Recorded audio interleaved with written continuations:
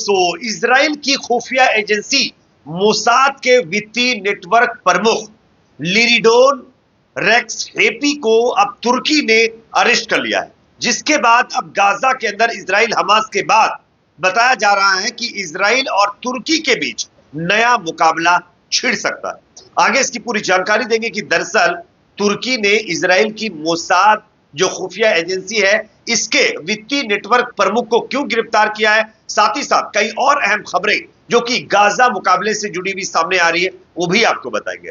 Gaza के अंदर जिस तरीके से इजराइल लोगों पर अत्याचार कर रहा है, जेनोसाइड कर रहा है, इसमें साथ देने वाले देशों का भी हाल बद से बदतर होता जा रहा है। कनाडा से भी खबर आ रही है, जहां पर कनाडा की सरकार लगातार इजराइल को गाजा जेनोसाइड में सपोर्ट कर रहा था और अब खबर आ रही है कि कनाडा की सरकार गिरने की कगार पर पहुंच गई है। यहां पर भी गाजा के लोगों की हाय कनाडा सरकार पर लगी है। किस तरीके से, आगे इसकी भी जानकारी देंगे। साथ ही साथ एक और बड़ी खबर आ रही है दोस्तों, तेल अवीव के अंदर जबरदस्त तरीके से प्रदर्शनकारियों के बीच और पुलिस वालों के बीच झड़प देखने को मिली है, जिसके चलते तेल अवीव के हालात बेकाबू होते हुए नजर आ रहे हैं। इसकी कई तस्वीरें भी सामने आ रही है, आगे हम आपको दिखाएंगे। साथ ही साथ इजराइल के पीएम बेंजामिन नेतन्याहू का बहुत बड़ा झूठ पकड़ लिया गया है।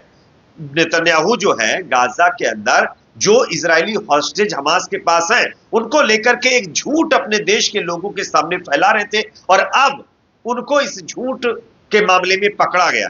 किस तरीके से, आगे इस पर भी जानकारी देंगे। उससे पहले छोटी सी रिक्वेस्ट आपसे करेंगे, अगर ये वीडियो आपको पसंद आए तो इसको लाइक जरूर करिए। चैनल पर अगर आप नए हैं तो सब्सक्राइब करने के बाद बेल आइकन को प्रेस करना ना भूलें। बात करेंगे पहली खबर की। सबसे पहले स्क्रीन के ऊपर मैं आप लोगों को खबर दिखा रहा हूं, इस खबर को आप लोग गौर से देखिए। जागरण की खबर है, अब इजराइल और तुर्की के बीच होगी जंग। एर्दोगान की पुलिस ने मोसाद के बड़े अधिकारी को पकड़ा, दुनिया भर की बड़ी टेंशन।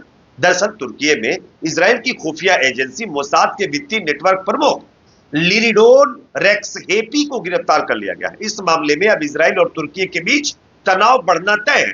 तुर्की की सरकारी न्यूज एजेंसी अनादोलू के मुताबिक 30 अगस्त को इस्तांबुल पुलिस ने एक ऑपरेशन के दौरान रेक्स हेपी को अरेस्ट किया है। रिपोर्ट के मुताबिक रेक्स हेपी ने आरोपों को स्वीकार किया है जो उसके ऊपर लग रहे थे। 25 अगस्त को रेक्स हेपी तुर्की पहुंचे थे। इसके बाद से ही वहां की खुफिया जो एजेंसी है MIT की निगाहें उन पर थी। MIT की जांच से पता चला है कि रेक्स हेपी मोसाद के लिए वित्तीय संचालन का प्रबंधन करता था और वेस्टर्न यूनियन के माध्यम से तुर्की में फील्ड एजेंटों को बार बार बड़ी मात्रा में धन हस्तांतरित करता था। रेक्स हेपी को फिलिस्तीनी राजनेताओं को निशाना बनाकर ड्रोन निगरानी और मनोवैज्ञानिक ऑपरेशन करने का भी दोषी पाया गया है।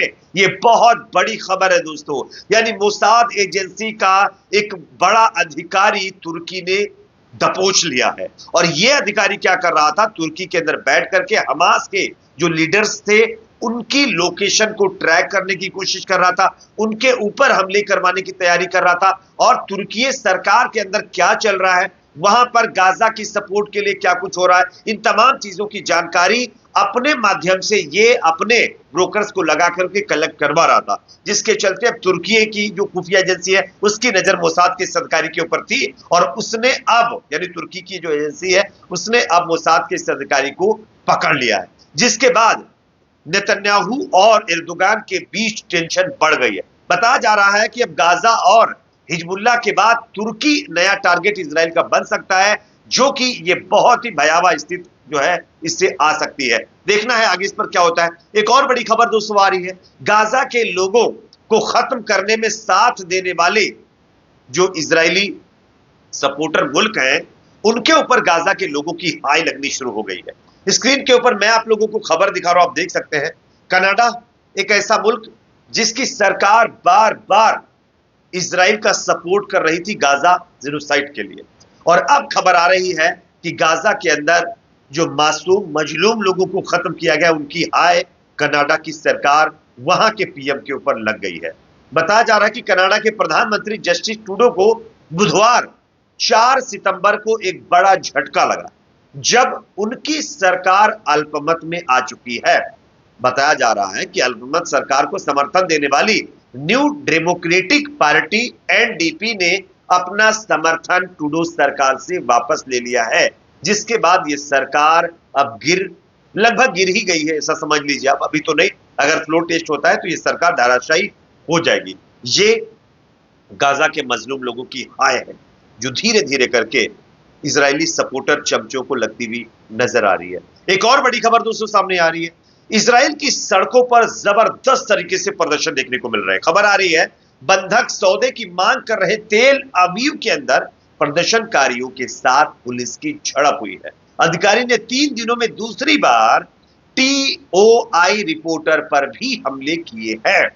उसकी तस्वीर मैं आप लोगों को दिखा रहा हूं, आप देख सकते हैं। दरअसल इजराइल की जो सिटी है तेल अवीव, यहां पर प्रदर्शनकारी लगातार ये मांग कर रहे हैं कि नेतन्याहू जल्द से जल्द हमास के साथ जो सीज फायर प्रपोजल है उसको एक्सेप्ट करे और गाजा में सीज फायर करवाने के बाद अपने हॉस्टेजेस को वापस लाए। लेकिन नेतन्याहू जानते हैं ना, एक तरीके से वो दुम होती है ना टेढ़ी, उसकी तरह है, वो अपनी हरकत से बाज नहीं आ रहा, जिसके चलते प्रदर्शनकारी लगातार नेतन्याहू के खिलाफ प्रदर्शन कर रहे हैं। और इसी के चलते पुलिस और प्रदर्शनकारियों के बीच तेल अवीव के अंदर एक बार फिर क्लैशेस देखने को मिले हैं। एक और बड़ी खबर दोस्तों सामने आ रही है, नेतन्याहू का सबसे बड़ा झूठ जो इजरायली लोगों के सामने नेतन्याहू बोल रहा था वो पकड़ लिया गया। स्क्रीन पर आप खबर देखिए, नेतन्याहू का झूठा दावा है कि इजराइल के राफा फिलाडेल्फिया में प्रवेश करने के बाद हमास ने बंधकों को रिहा करना शुरू कर दिया है। दरअसल नेतन्याहू इजराइल के लोगों को एक भ्रम में डाल करके एक ऐसी स्थिति पैदा करने की कोशिश कर रहा था कि उसके खिलाफ इजराइल के अंदर प्रदर्शन ना हो, और इसके चलते नेतन्याहू झूठ बोल रहा था कि रफा से हमास उनके कैदियों को छोड़ना शुरू कर चुका है। लेकिन जब इन्वेस्टिगेशन शुरू की गई तो पता चला ये दावा पूरी तरीके से झूठा है। स्क्रीन पर खबर आप देख सकते हैं, फिलाडेल्फी कॉरिडोर में इजराइल के शेष रहने के महत्व के बारे में एक अंग्रेजी प्रेस कॉन्फ्रेंस में बोलते हुए प्रधानमंत्री बेंजामिन नेतन्याहू ने झूठा दावा किया कि मई में आईडीएफ के राफा और फिलाडेल्फिया कॉरिडोर में प्रवेश करने के बाद हमास ने इजराइल के बंधकों को वापस देना शुरू कर दिया। आप जानते हैं कि उन्होंने हमें बंधक बनाना शुरू किया। जब हम फिलाडेल्फिया में गए, जब हम राफा में गए, जब हमने राफा क्रॉसिंग को नियंत्रित किया, तभी उन्हें दबाव महसूस हुआ। यानी नेतन्याहू का कहना है कि जैसे ही हम राफा में घुसे उसके बाद हमास एक एक करके बंधकों को छोड़ना शुरू कर चुका है।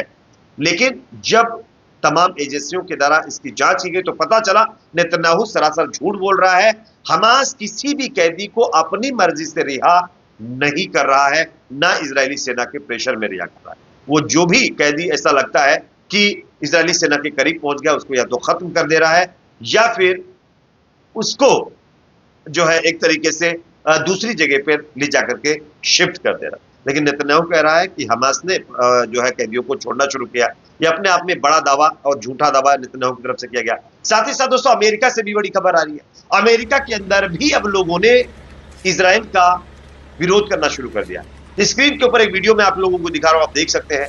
ये न्यूयॉर्क सिटी का वीडियो है जहां पर फिलिस्तीनी समर्थक कार्यकर्ता जो है इजराइल के ध्वज स्टिकर जो न्यूयॉर्क की सड़कों पर लगे हुए हैं उनको हटाना शुरू कर चुके हैं, और उसकी वीडियो आप लोग देख सकते हैं। यानी कि पूरी दुनिया में इजराइल का विरोध जबरदस्त तरीके से शुरू हुआ है। देखना है आगे किस तरीके से इजराइल इन तमाम चीजों को टैकल करेगा। इस पर आप लोगों की अपनी क्या राय कमेंट सेक्शन में बताइए। वीडियो को ज्यादा से ज्यादा लाइक करिए, शेयर करिए, चैनल पर नए तो सब्सक्राइब जरूर करें।